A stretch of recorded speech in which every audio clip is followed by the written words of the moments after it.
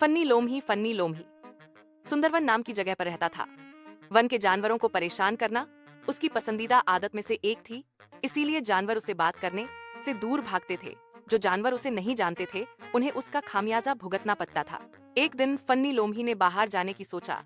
जब वह मार्केट पहुंचा तो उसने चारों तरफ देखा। उसे एक टॉफी की दुकान दिखी। वो उस दुकान पर गया। बोबो भालू ने उसका स्वागत किया क्योंकि वो उसका पहला ग्राहक था। भालू ने पूछा, आपको क्या चाहिए सर?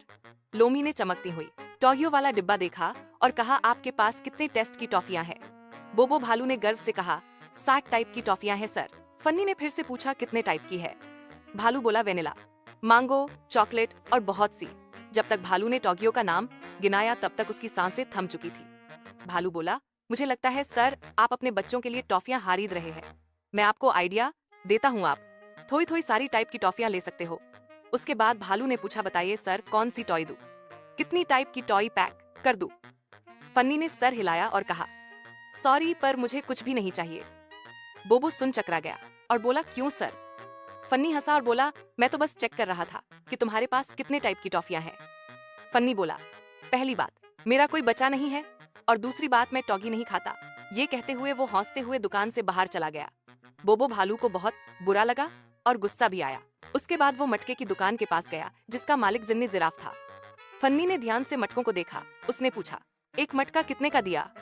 जिराफ ने कहा, 100 रुपए का सर। फन्नी ने हैरान होकर कहा, 100 रुपए का? ये तो बहुत ज्यादा है।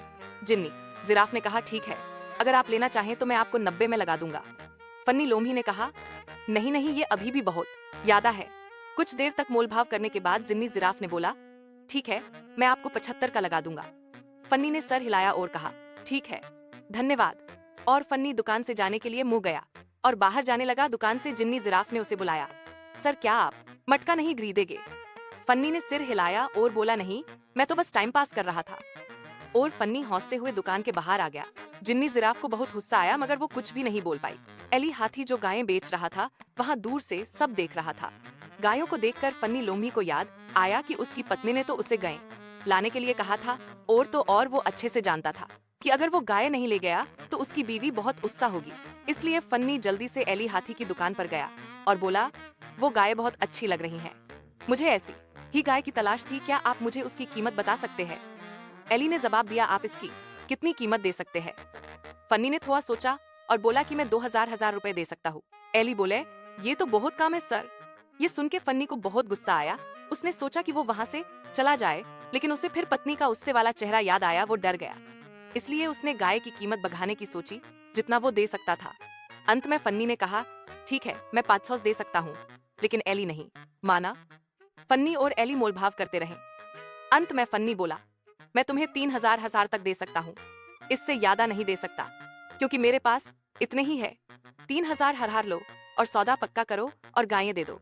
लेकिन एली हाथी ने रुपए नहीं लिए और वो घमंड से बोला, मैं ये गायें नहीं बेचूंगा। फन्नी हैरान था। फन्नी उससे से चिल्ला उठा, तुम गए नहीं बेच रहे हो? तुम्हारा क्या मतलब है? तुम मेरे साथ मोलभाव क्यों कर रहे थे? एली मुस्कुराई और बोली कि मैं तो बस देख रही थी कि ये गाय मुझे कितना मुनाफा दिला सकती है, बस और कुछ नहीं। फन्नी खुद को जीवन में पहली बार गूंगा महसूस कर रहा था। वह अपने ही खेल में खुद को मात खाते देख रहा था। कहने की कोई बात नहीं है कि इस सबक के बाद उसने एक नई शुरुआत करने की सोची और सब जानवरों को परेशान करना छोड़ दिया। वह अब बादल चुका था।